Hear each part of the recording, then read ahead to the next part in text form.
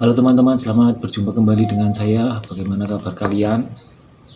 Sudah makan atau belum? Saya baru saja makan siang ini, istirahat dari aktivitas saya tadi di kebun. Dan sambil istirahat saya ingin bercerita lagi ya teman-teman, melanjutkan cerita kemarin tentang apa?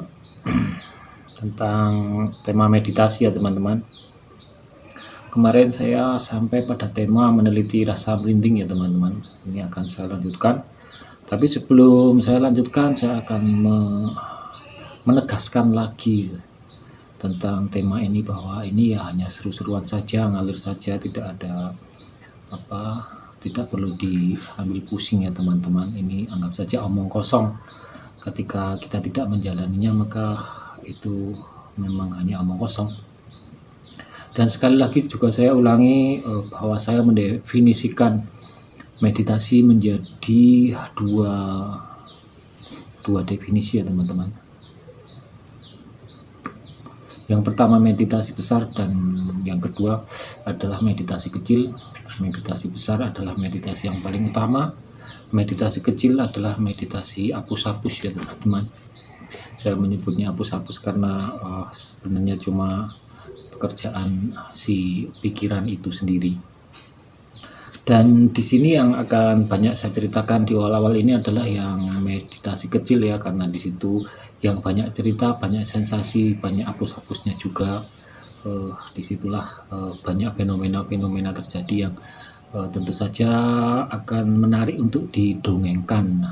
Jadi teman-teman juga tidak usah sepaneng, tidak usah serius. Karena yang paling utama adalah, bagi saya yang paling utama itu ya yang definisi meditasi besar itu, tanpa embel-embel. Tapi nanti akan saya bahas di lain waktu, cerita versi sayanya itu tentang meditasi besar. Baik, sekarang akan saya lanjutkan yang meneliti rasa merinding kemarin ya teman-teman. Jadi berdasarkan berdasarkan ulah si pikiran ya, kalau sekarang saya berani menyimpulkan seperti itu. Setelah kita belajar untuk diam, belajar untuk merasakan, kita, terutama yang saya alami itu, bahkan rasa merinding pun bisa dipisah-pisah ya teman-teman.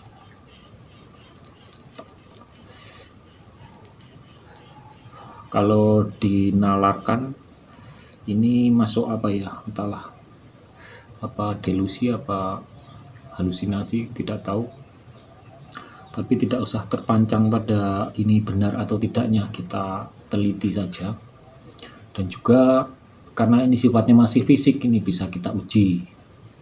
Karena tidak bisa kita pungkiri, semua yang kita temui di dunia ini adalah realita, meskipun pada definisi yang lebih dalam, realita yang kita temui ini juga sebenarnya kosong.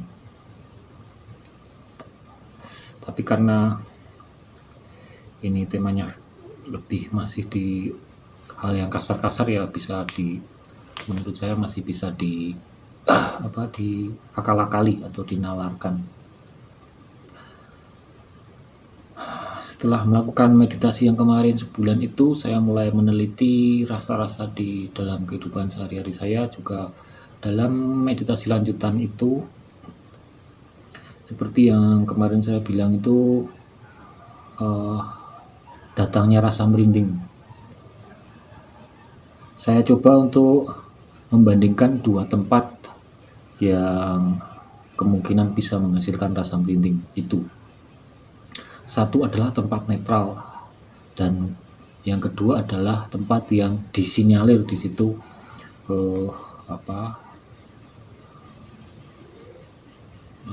angker gitulah.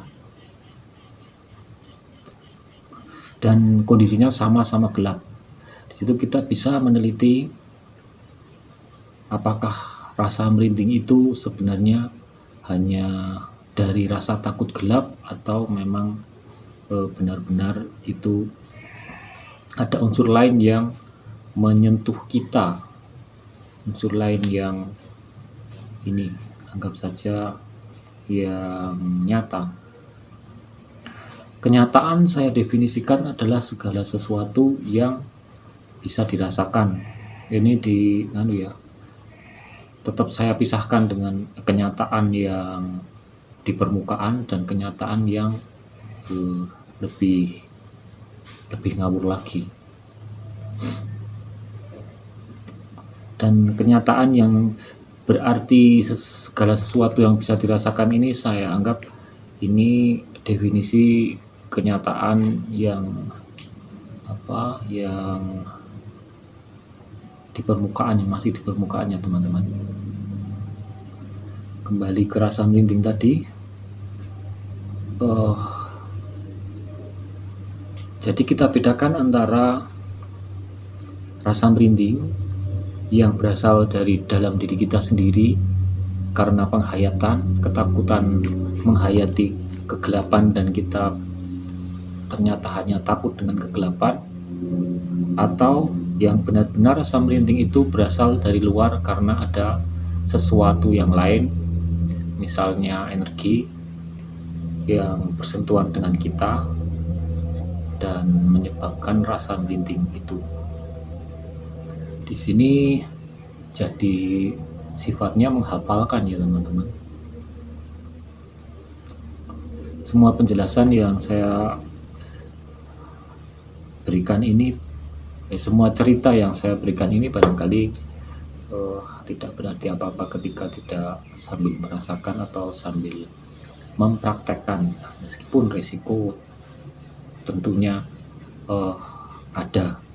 Jadi rekomendasi ya tetap meditasi saja, tapi untuk metode yang saya lakukan ini tidak recommended ya teman-teman. Tapi kenapa saya melakukan itu? Karena saya sudah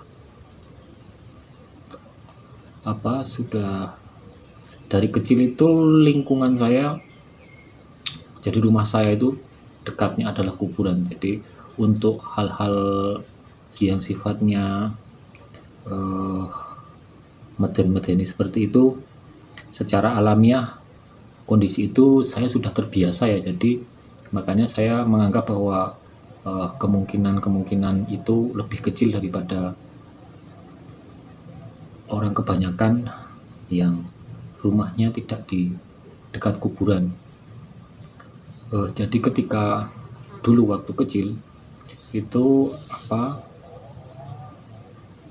belajar berjalan sendiri dalam kegelapan itu adalah sebuah aktivitas yang biasa ya dulu waktu kecil.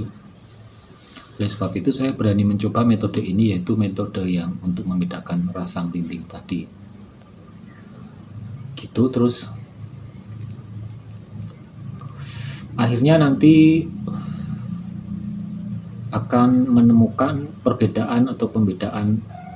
Kita akan menemukan ciri-ciri tertentu di dalam diri kita, bisa membedakan beberapa rasa merinding itu.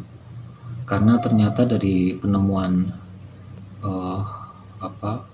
percobaan itu, rasa merinding pun sangat beragam. Tempat-tempatnya pun juga beragam, arahnya pun juga beragam. Dengan catatan kita minimal sudah ya tidak 100%, tapi sedikit banyak punya titen tentang rasa merinding yang berasal dari diri kita, dari penghayatan, atau rasa merinding yang kita sinyalir itu berasal dari luar. Contoh salah satu pengaplikasian, misalnya rasa merinding itu nemplok di bagian-bagian tubuh tertentu, bisa dari kanan, kiri, depan, belakang. Itu bisa lama-lama kita mendapatkan rasa-rasa itu. Silahkan bagi teman-teman yang ingin menyangkal bahwa itu adalah semacam delusi atau ilusi atau halusinasi, silahkan. Di sini kan saya hanya bercerita dan seru-seruan saja, jadi tidak usah diambil pusing, karena meditasi semacam ini sebenarnya bukan meditasi yang utama. Ini hanyalah akal-akalan kita saja. Tapi sisi positifnya juga tentunya ada. Salah satunya kita bisa mengenali tanda-tanda fisik di tubuh kita, tanda-tanda non fisik yang bisa kita rasakan, karena definisi kenyataan tadi adalah segala sesuatu yang bisa dirasakan. Ini juga akan mengasah sensitivitas kita, kepekaan kita tentang rasa-rasa yang datang.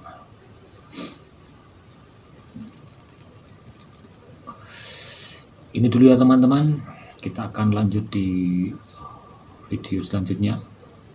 Tidak usah panjang-panjang, sekitar 10 menitan saja. Masih banyak waktu untuk kita bercerita panjang lebar tentang pengalaman-pengalaman semacam ini.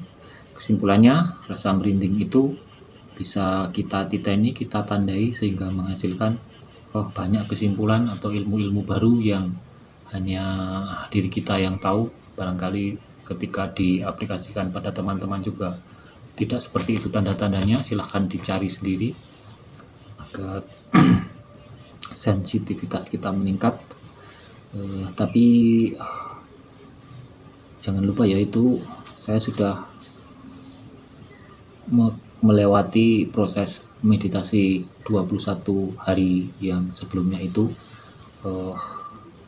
Sebenarnya ada hubungannya atau tidak, saya juga tidak bisa menyimpulkan dengan pasti, tapi bagi saya yang saya yakini itu adalah salah satu efek sampingnya. Baik teman-teman, terima kasih untuk kali ini. Silahkan melanjutkan aktivitas apapun kalian. Sampai jumpa, terima kasih.